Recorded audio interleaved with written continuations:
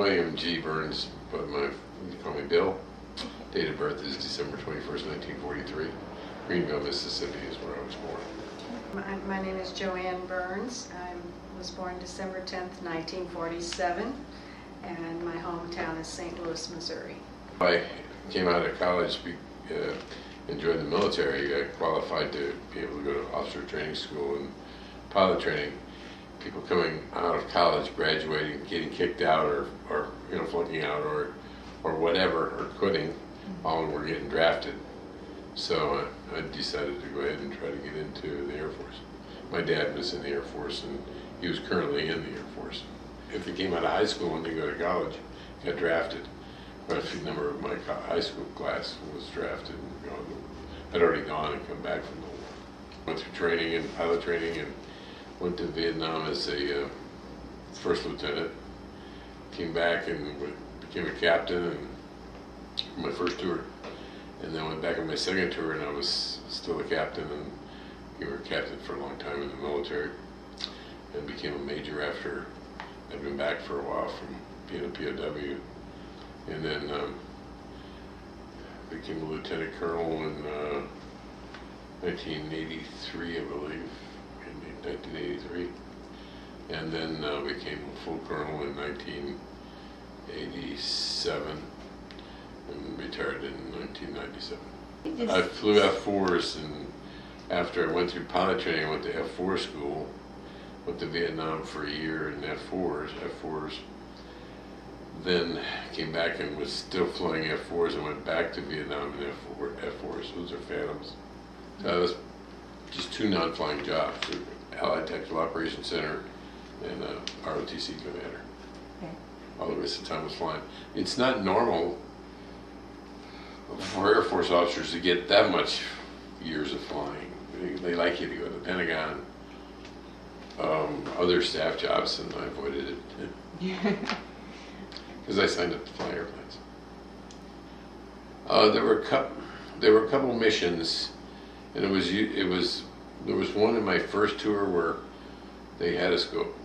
When I went on my first tour, they had stopped all the bombing in North Vietnam.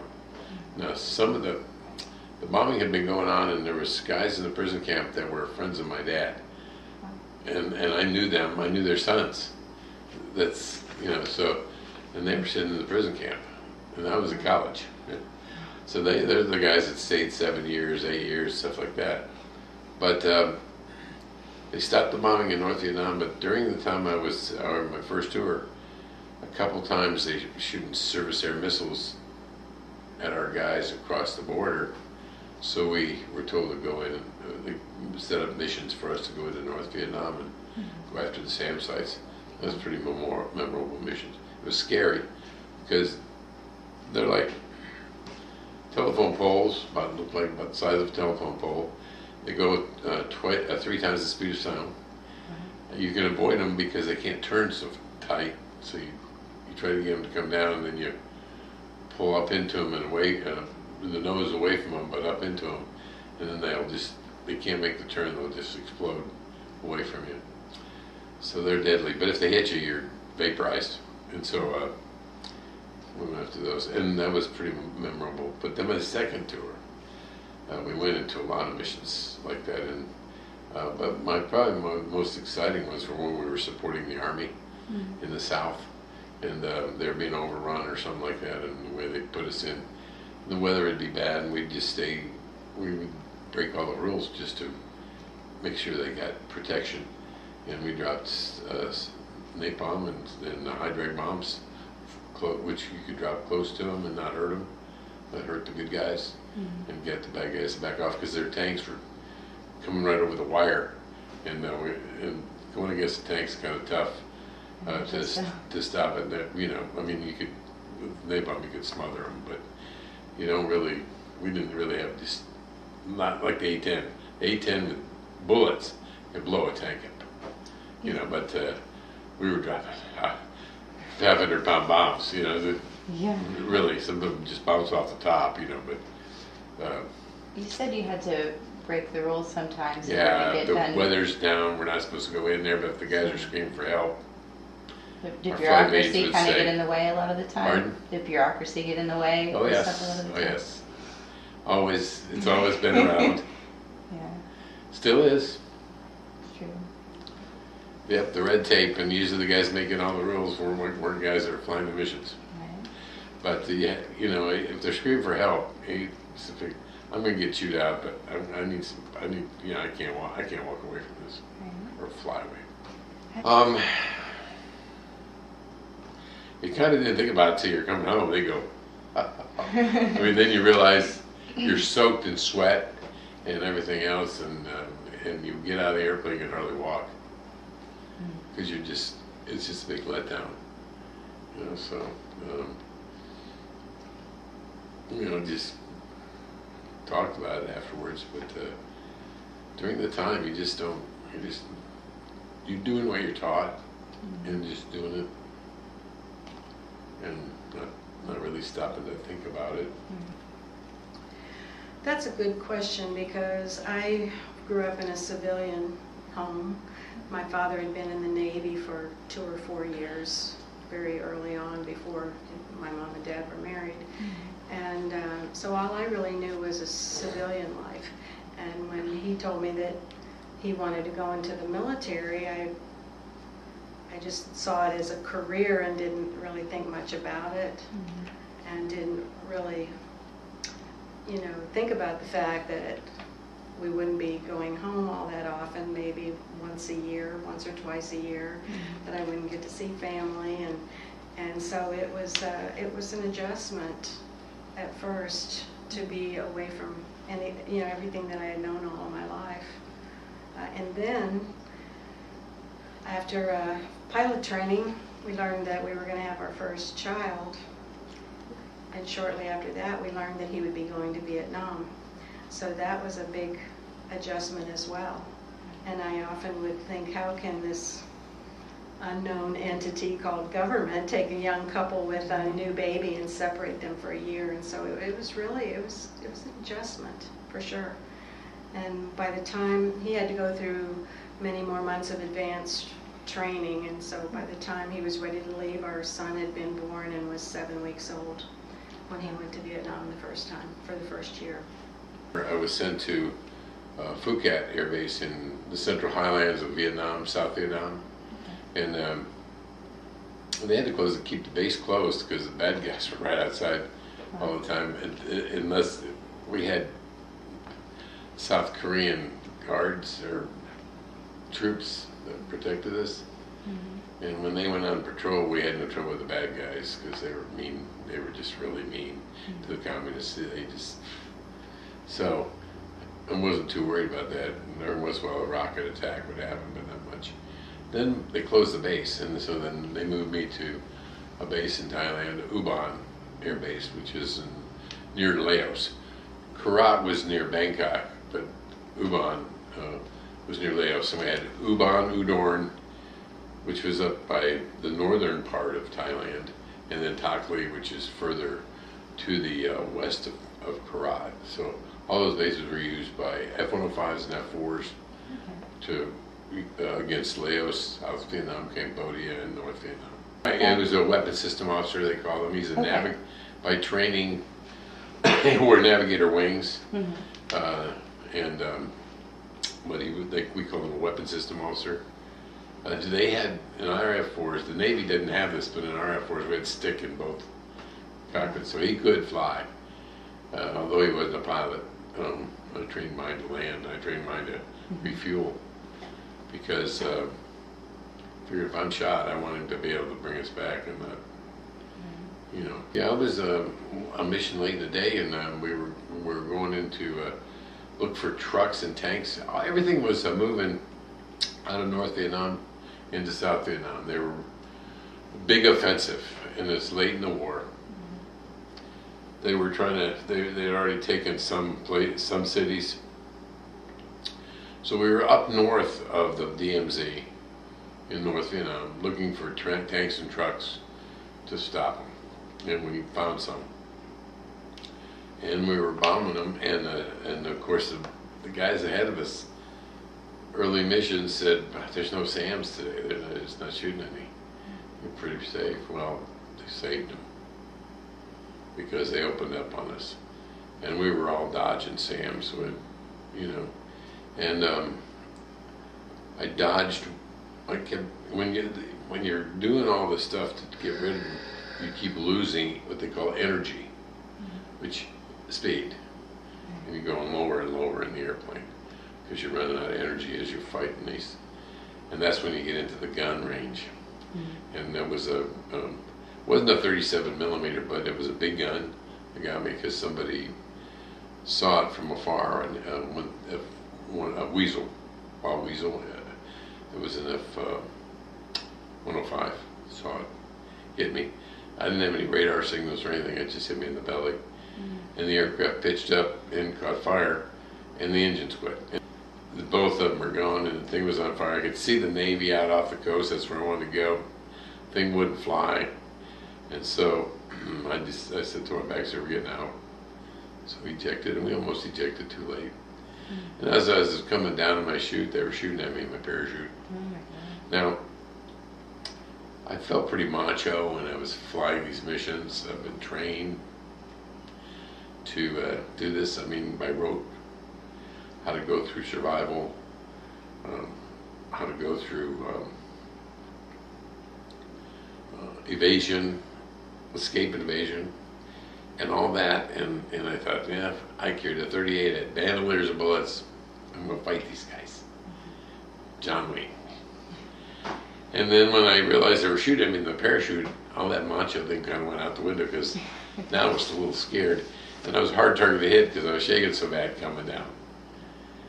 And I got on the ground, I hid my parachute and hid my helmet and found a good place to hide, buried myself in a bunker, or a crater, actually, a bomb crater, put stuff all over the top. And got on my radio and talked and pulled my 38 out. I was going to fight him. And then, guys, I got tracers in this gun too. I mean, every few rounds I had tracers. That was to help them find me. So this is going to help the bad guys find me. So I put it back away. And they captured me middle of the night. Maybe, I'd say close to midnight. I'd been talking on the radio, and what happened is they tried to get a helicopter in there to get us out. And they couldn't because of the SAMs, surface air missiles. And so they finally said, we can't get you out. We're going to have to come back in the morning. And so I said, okay. Wasn't a joyous time. But what happened there is that I knew I was going to have to sit there all night, and I didn't think I was going to. I could see the bad guys looking for me, shooting in the weeds, trying to scare me. It was working. So they finally stepped on me in the middle of the night. First guy worked me over with a club that looked like a baseball bat. There were about 20 of them standing around with AK-47s, so they had pinpointed me and just, you know. And they cut my flight suit off, my boots off, and I traveled to Hanoi in my underwear. That's a long story. That's a long story making short there. But initially, the guy pulled my gun out and put it to my head and pulled the trigger and it didn't go off. The next guy grabbed the gun away from me. I consider it a miracle. There is something that I do have to tell you that part of our safety thing, because like one of our guys was playing with his 38 one day and shot himself in the leg, we had to leave the chamber empty. However, every time we pulled it out of our holster, we would chamber the round, even when we were going to turn it in. We'd pull it out of the holster and chamber the round, then we'd empty the bullets at the to turn it in, because it was like a reaction. I had pulled it out of the holster. Can I for sure say I chambered the round? I don't know. My reaction would have been too, but I don't know. You know, but I don't care. Whatever happened, it didn't shoot, and he didn't pull it twice, so I'm not worried. But you know, and then another guy wanted to cut my finger off because he wanted my wedding ring. My arm was all swollen up, and another guy took the knife away from the guy. So there was a couple of guys that kind of, I mean, they weren't friends of mine, but they sure kept me from getting disfigured and stuff like that. But you probably and some of your students have probably heard it, that waterboarding is torture. Well, they did waterboarding to me in survival school by Americans, and it's not torture. I've been tortured, and that isn't torture. That does scare you because you think you're going to drown. But just like anything else, if they blindfold you, I can scare you, and nothing's going to be happening to you, and I can scare you by just telling you what you think, try to put some suggestion in your brain, and you'll panic. You'll just, oh my gosh, and it's not true. I mean, and that's exactly what that is, and they never let it go. I mean, I suppose they could suffocate you, but they don't suffocate you. So I've been through it, and it's no big deal, actually. I mean, what the big deal was when they put me in a box that was very small. Now that's a big deal. So that was torture by Americans as far as I was concerned. I didn't like that. But anyway,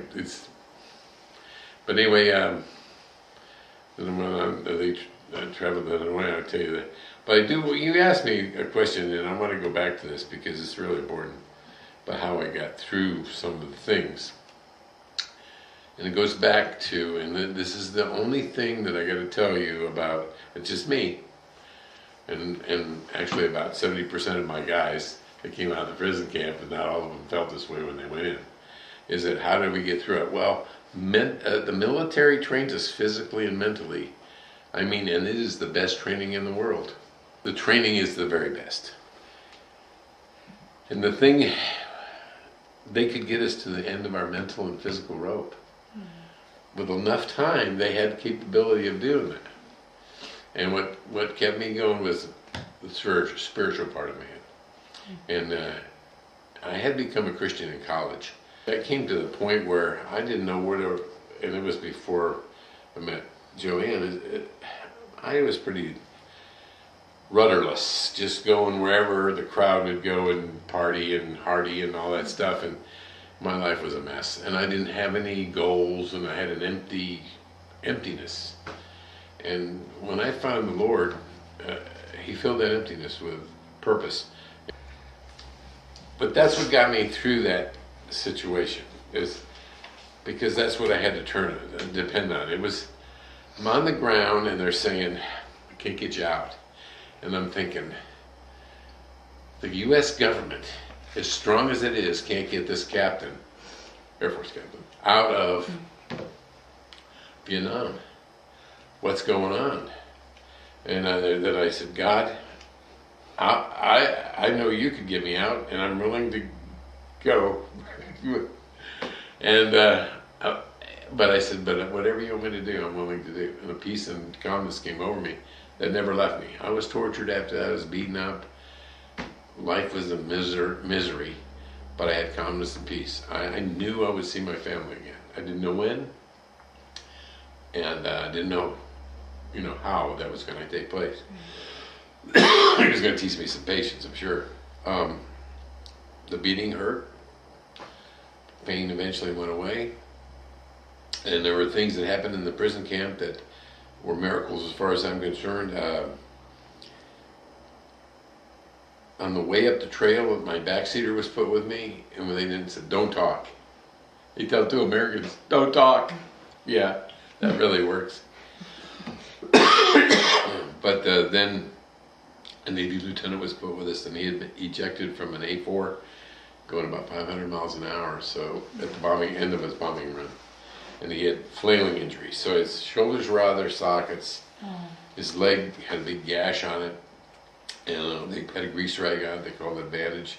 He was in bad shape. We had to help him go to the bathroom and eat and whatever. Eventually he got where he could use his hands and arms in the prison camp. But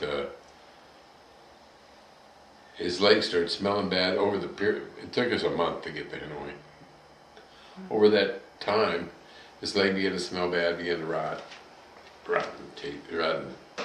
And I knew that was bad news. And I kept demanding a doctor. And they said, if you were a POW, we'd give you a doctor. But according to the Geneva Convention, which, by the way, just a sidelight, we are the only country that's adhered to the Geneva Convention of any countries that have signed it since it's been signed after World War II. We are the only one. All the others don't abide by it that we have gone against, and they've signed it. So anyway, the news media's got it all wrong about that. So anyway, kept asking for a doctor, and they said no. And so my backseater and I started praying for Ray, or for Tom. And my backseater was Ray. We prayed for Tom, and didn't see no doctors came. I mean, I'm praying for a doctor, and so we get to Hanoi. We all get split up. He goes, we all go to solitary, but Tom, because he smells so bad, and they don't want to take care of him, put 2 older prisoners with him. And when I say older, I mean they've been there longer to help him. And then we all get to be in solitary for a period of time. Yes, in processing, I guess you could. It was fun. It was really fun. But anyway, later on we find out Tom's in our building. He ends up in our building, and but he walks off the airplane 10 months later with no limp and no crutch, and scar on his leg, and his arms are still kind of screwed up. But they actually operate on his arms when he gets back to the States, and he ends up retiring. It's about the same time I did, as a Navy captain, having flown airplanes throughout the rest of his career. So, but the doctors at Clark Air Force Base said the deal on the leg, what he had, all his symptoms were gangrene, and he should be dead or else have his leg cut off. And they said, what did the Vietnamese do for him? And nothing. They did nothing. And they said, well, it's a miracle. But so that's the kind of stuff that we had to put up with. In the prison camp, we asked for a Bible. These are a bunch of fighter pilots asking for a Bible. And we had Marines, Navy, Air Force. And they said, no, there's no Bible. So we knew they didn't have a bookstore, Christian bookstore in Hanoi. But we kept asking, and we got a Bible. It was English King James Version. Probably came in a Red Cross package or something. They finally couldn't stand anymore and had to bring us one. We passed it around the whole camp. And when I say that, the camp, you had no contact other than by code, from buildings to buildings, from rooms to rooms, cells. Call them rooms. That's really stretching the definition. You weren't wandering around the place like in TV, shows, all that stuff. What were the conditions like there? They pretty much sucked. They were concrete. Basically, you lived in concrete. You slept on a concrete slab. Sometimes you had a board to sleep on, depending on where they had you. But it's still concrete. And you had a bucket with a top on it they used for a bathroom. And if you had a bad attitude, which I had all the time, they'd take my top away. Smell, that was pretty much all we had in the cell.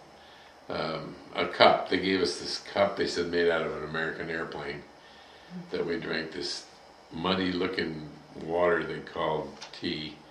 They called it tea, but tastes like muddy water. But I think they boiled it. I do, because otherwise we were all sick anyway, but I don't think that was the main cause of it. Nobody really got hepatitis or anything like that, but we get vomiting and diarrhea. I ended up with 3 cellmates, and one of us had something once a week at least. And you just pray that not 2 people did with the bucket, only 1 bucket.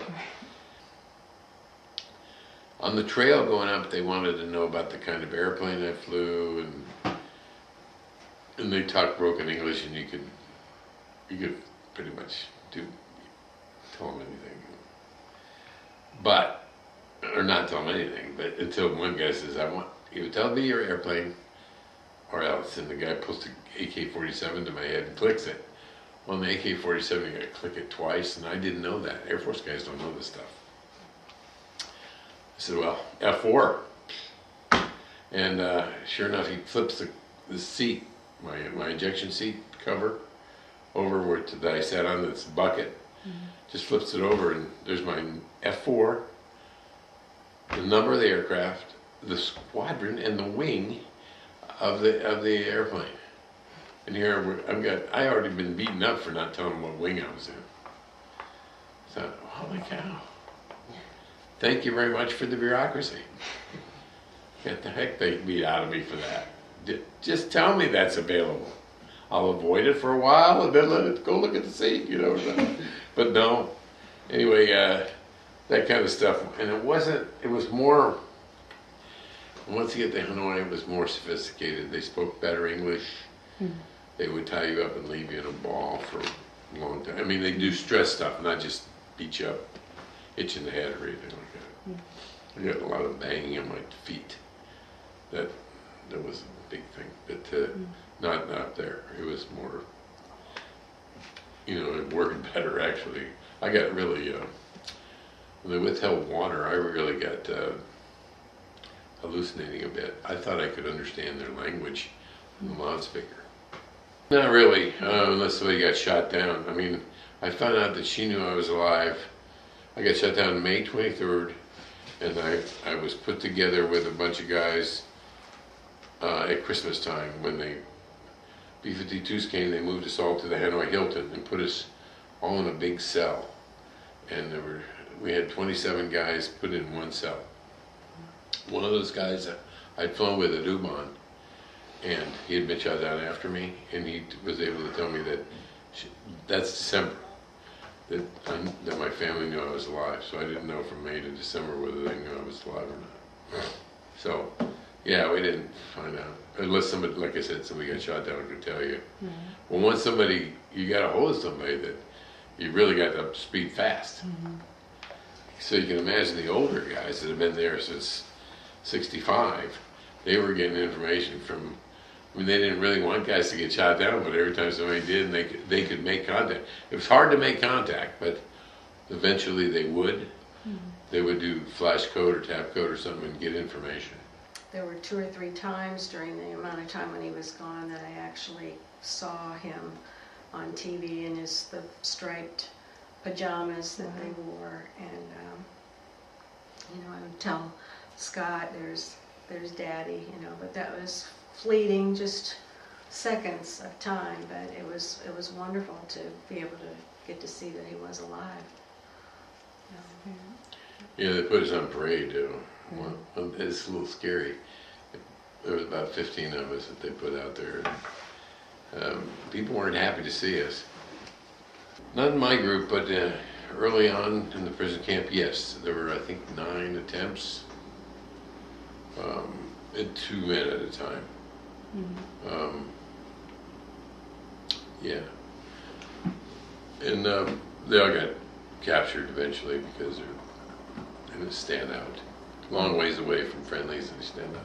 Mm-hmm. One 2-man team tried to get to the Canadian embassy, and the Canadians wouldn't take them. Mm-hmm. To get there, they couldn't. And another one, one of the guys that was recaptured was beaten to death for trying to escape. Mm-hmm. All of the senior rank officers of where those guys came from got beaten up pretty badly. Yeah, 10 months and 5 days.